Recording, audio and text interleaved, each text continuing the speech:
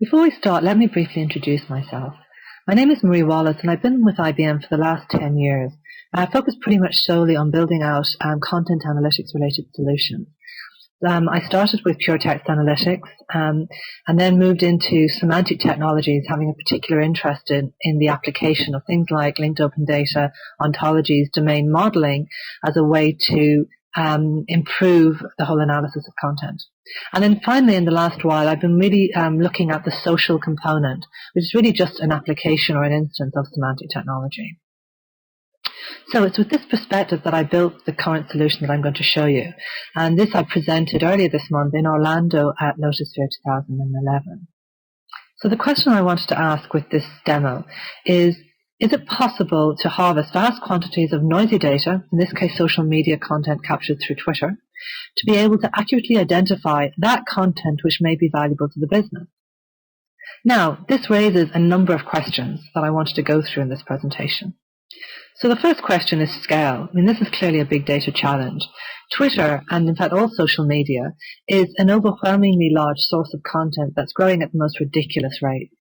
So to address this issue, we built our solution on the IBM Big Insights platform, which leverages Hadoop to give us the type of scale we needed. And then we used IBM Big Sheets as the framework on which we built the solution. The second question is, what is valuable to the business? Because that's ultimately what we need to know if we want to harvest this content. So indeed, how do we find out what is valuable? So what does the business care about? And more importantly, who cares about what? I mean, clearly, if we find something interesting out on Twitter, for example, it's really no good unless it's fed to the correct application or person. So, for example, if I discover that someone connected to one of my key customer accounts has just attended or is attending the conference of my competitor, then I might want the account manager to know so that he can check to see if the client is okay, or at least roll it up into some dashboard or report in order to track the customer temperature. So, how do we do this? Well, our hypothesis was if we looked at what's going on within an organization, so if we leveraged, traditional business applications such as CRM databases, enterprise taxonomy, and social applications such as social bookmarking, microblogging, could we get a sense of what the company cares about? And could we then feed this or use this as the lens on which we do the analysis of the external world? Everything always starts with the business model, and this here is the initial schema that I chose in order to describe the concepts and relationships that I believed were initially important for this scenario. This can, of course, and naturally does evolve and extend over time in the real world, and that's one of the real joys about the semantic technologies and RDF, which is the resource description framework or the open standards on which the semantic web is built, because it's completely schemaless, which makes it very, very easy to extend it over time. However, so defining the schema is easy. The next part is a bit trickier, which is how do I populate this initial schema with useful instance data? Now, the good news here is that most companies have loads of useful data that's languishing in corporate databases, that they don't often appreciate how useful it is in the discovery context. So we took advantage of some structured databases in this example. For example, the HR database tells me who IBMers are, and the product database tells me what IBM's products are.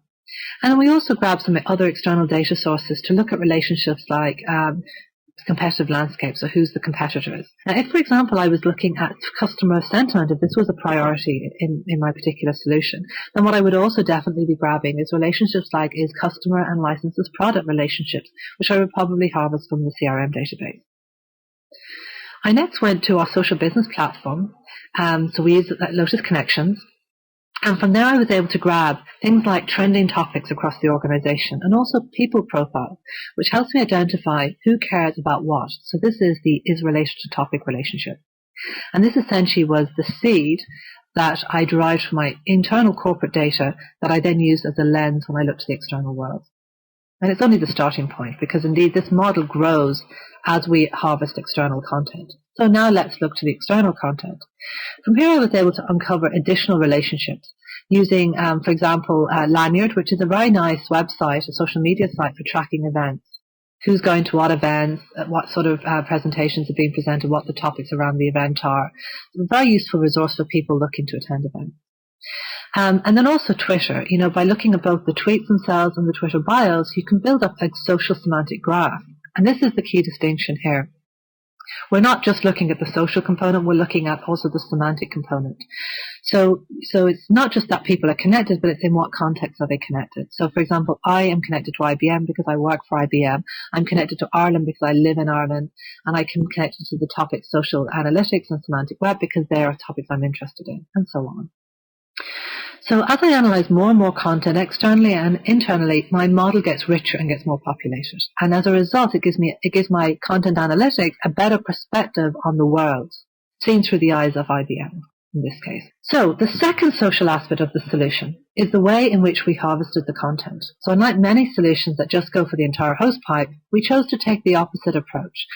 One of the issues with grabbing everything is that you get everything, including loads of garbage from spammers or people trying to flog you stuff. And this then in turn puts huge pressure on the content analytics to weed out the real stuff from the noise. And in the case of spammers, it's sometimes hard to distinguish because they make themselves look like they have valid content. So instead we use the 7 degrees of separation approach, where we started with a small sample of tweeters and then rippled out across the network, like the stone in a pond. Our initial list came from the most discriminating tweeters across IBM and who they were following. And then similarly, we looked to our competitors. We then use these initial seed of tweeters as the link through which we can look to any tweeter connected to them and tweeters connected to those tweeters and so on. And if we look at the entire conversation, like replies and retweets, this starts to give us access to a very, very large community of people that are loosely connected. So however, even with this approach, eventually the spammers start to sneak in. And therefore what we do is we use influence analysis to identify the genuine tweeters, the tweeters with some level of influence from the spammers. And then the influential ones we then bring into our trust network. Once we bring them into our trust network, we then in turn can analyze things like bios in order to get a richer perspective on who these people are. So we've done all this. We've gotten now a rich set of content derived from growing numbers of tweeters. And next we want to ask the final big question, which is how do I identify, prioritize, and then tag this harvested content so that we can bring potentially interesting information back into the corporation. The output from this application being a very simple XML feed, which could be fed into any type of application. So here we use a combination of the influence score of the tweeter to the topic and the relevancy score of the topic to the tweet. Now there's a couple of aspects that really differentiate our approach from others that are out there. So firstly, many influence analyzers, they only look at the social network and they don't measure the quality or the topic of the conversations, which is the semantic component. And this makes the influence number somewhat meaningless in real terms. For example, I might be influential on the social software topic, however completely uninfluential on the mobile computing topic. And this is a really important differentiation. Secondly, our content analytics is doing all the standard morphological analysis, lexical analysis, entity and relationship extraction. However, in addition, it's doing semantic analysis driven through the ontology. This is the business model that I showed you earlier. And that is in itself derived from the network that's analyzed. So, for example, in this piece of text, the term social computing was ranked higher than the other entities, even though they're all only mentioned once. The reason for this, because I happen to know the ontology, is that Marie is in the IBM Trust Network. She's an IBM and she's connected to the topic social analytics. Seth is connected to Marie. Marie follows Seth. And Seth is influential on the analytics topic, and social analytics and analytics are related terms. So this portion of the graph is getting the most activity, and hence the concept is ranked higher. Similarly, this allows us to infer concepts which are not even present in the text, such as IBM. This tweet is something to do with IBM. And this is inferred because of Marie works for IBM, Lotusphere is an event of IBM, and Many Eyes is a product of IBM. So this is the richness that you get from this ontology that you're generating, because it really makes the content analysis then much, much smarter. And this is all the social semantic network analysis that we're doing here. So now if we look at the end result. So what we did is we went from about 1.5 million tweets down to about 35,000 or so. And this is across the entire topic spectrum, which was derived from the trending topics across the IBM network. However, since most people are only interested in a subset of those topics, then their personal profiles will reduce this list further down to a much smaller set. So, for example, if I happen to be working in the healthcare space around analytics, then I would see just the subset of those tweets that had any references to healthcare-related topics and analytics. Now, this isn't just looking at the keyword analytics and the keyword healthcare, but so each of these topics really correlate to a cluster of keywords that indicate that topic. Similarly, if I was interested maybe in mobile computing, or I would get another different subset, and then if I was interested in startups, for example, again, I would get another different subset. So now let's just take a quick look at the raw data. So we started out with about 1,700 or so tweets that was derived from the IBM Trust Network and our competitive Trust Network. That generated about 1.5 million tweets. From there, we then moved down. That generated about 5 million or so features were extracted from those, both directly found or inferred. So finally, this gives us a macro view of the content that was analyzed. And in this case, we're looking at the distribution of companies that the tweeters were associated with.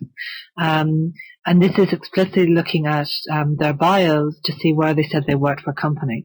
Now, as you can see, this is very heavily weighted towards IBM at the moment. And the reason for this is that I only did a single iteration of the network. So I didn't actually extend out the network past one iteration. And this means obviously it's slightly more heavily weighted to IBM, but this would of course be resolved as you go through a number of iterations. For example, even in this single iteration alone, I was able to harvest an additional 500 highly influential tweeters around the topics that IBM cares about. That's an increase of about 30% with a single iteration. And these aren't just randomly grabbing any tweeters. These are finding the tweeters that are influential against the topics that IBM cares about. So as you can see, you could rapidly build up a very, very valuable perspective on the influential folks that are talking on the network with literally just several iterations. Also, when you think about seeding the collection, you don't have to seed it off the Twitter list. You could, for example, instead of using tweeters, you could seed it from a set of topics. You could seed it from a set of organizations. I just, in this case, chose to seed it from a set of tweeters. The benefit, though, from seeding it from the tweeters is it does enable you to exclude some of the noise generators, some of the spammers in a very simple way. If we exclude the IBMers, we can see this is the distribution of companies. And this isn't the company mentions. This is explicitly tweeters who mentioned that they worked for these companies in their bio. And not just that the company was mentioned, but they explicitly mentioned working for a particular company within their bio. If you are interested in learning more, I would suggest going to the IBM Emerging Technology website. That's on www.ibm.com/software/ebusiness/JStart. So thank you very much for listening with me. I hope it was useful, and I'll hopefully see you again sometime.